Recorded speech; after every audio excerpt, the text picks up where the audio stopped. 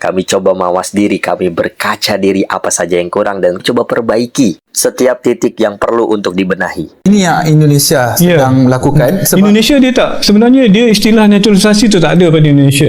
Dia sebenarnya pemain warisan. Guys, orang kuat Barcelona masuk timnas Indonesia. Rupanya rencana Erick Thohir bukan saja lolos, tapi nak jadi juara Piala Dunia. Buat sobat yang ketinggalan, kabar terkini Fabrizio Romano, Jordi Cruyff bergabung di timnas Indonesia sebagai technical advisor. Jika dibandingkan dengan laporan 3 pemain baru yang akan dinaturalisasi timnas, guys, ini jauh lebih besar. Revolusi. Jordi yang merupakan anak dari legenda sepak bola Johan Cruyff bukanlah orang yang kaleng-kaleng. Banyak orang yang tak tahu hal ini saat Barcelona mengalami situasi yang sangat sulit beberapa tahun lalu. Masalah kewangan, banyak pemain yang hengkang. Jordi Cruyff yang masuk untuk membantu mereka sebagai sporting director. Bersama Matthew Alemany dan Xavi Hernandez, mereka memecahkan situasi financial fair play Barcelona dan membangun tim muda yang kita lihat sekarang. Mereka juga memenangkan La Liga tahun itu.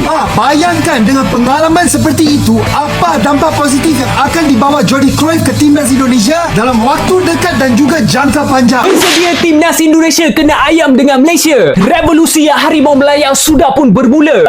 Fan-fan Indonesia dan juga fan Malaysia, ini baru episod pertama Rebuild Malaysia. Hey, ada banyak lagi episod yang korang kena tengok, so make sure stay tune, okay? Memang bapak tak sabar aku nak tengok Malaysia jadi power balik. Lepas tu ayamkan tim-tim lain dekat Asia.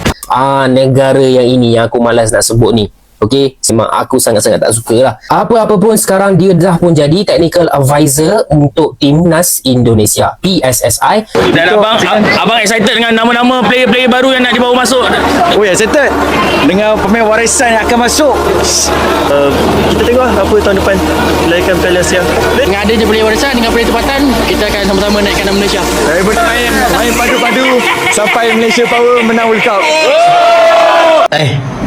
Tak menang kau. Aduh, kesian. Tak apalah. Kan ada lagi game nak masuk Piala Dunia.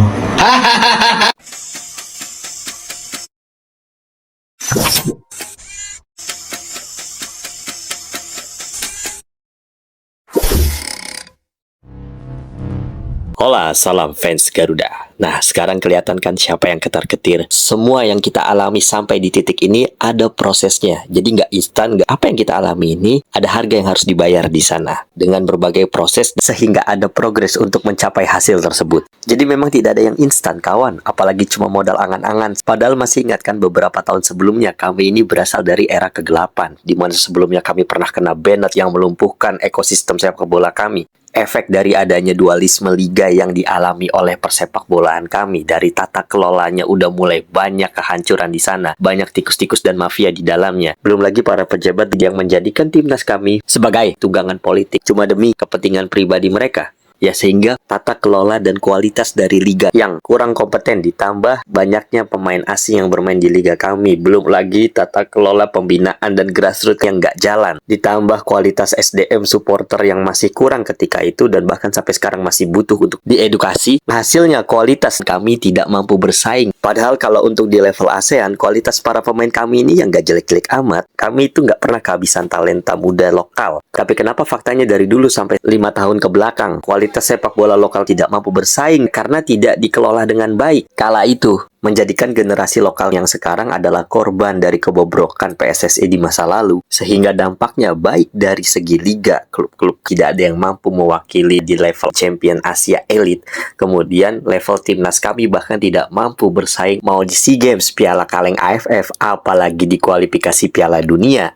Tapi ingat, kami tidak tidur. Dengan kegagalan yang telah kami lalui, kami belajar dari kesalahan, kami mengembangkan diri, improve dan bangkit dari ketertinggalan. Satu persatu kami diagnosis masalah yang ada di dalam tubuh persepak bolaan. Kami coba mawas diri, kami berkaca diri apa saja yang kurang dan coba perbaiki setiap titik yang perlu untuk dibenahi. Kami datangkan tim kepelatihan dari Korea untuk bisa membenahi basic dari kekurangan para pemain lokal. Sehingga beliau menanamkan fondasi yang kuat kepada para pemain untuk bisa didelegasikan kepada tim kepelatihan berikutnya. Kala itu yang dia lakukan adalah memotong satu generasi langganan timnas, kemudian menggantikannya dengan bibit-bibit pemain yang pernah berpengalaman di timnas U kelompok umur sebelumnya. Hasilnya dengan hanya bermodal para pemain muda lokal doang, kita bisa menjadi runner-up Piala AFF 2020 di bawah Thailand Prime ya. Memang kami belum juara, tapi setidaknya ada progres dan perkembangan dari era kegelapan sebelumnya. Nah, beberapa pemain inti atau sebagian besar dari skuad muda berpengalaman tersebut akhirnya dipersiapkan untuk SEA Games dan hasilnya kami keluar sebagai juara setelah 31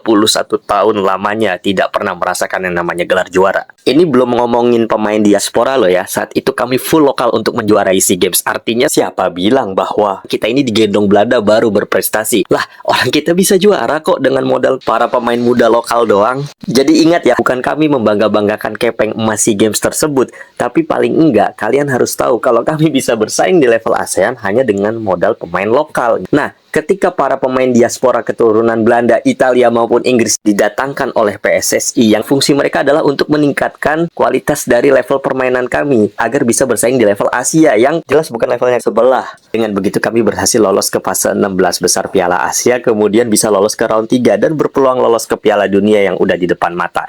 Karena itu PSSI dengan all out menambah terus para pemain diaspora yang masih ada darah keturunan. Dulu kita bahkan untuk sekedar bermimpi aja nggak berani menatap ke Piala Dunia.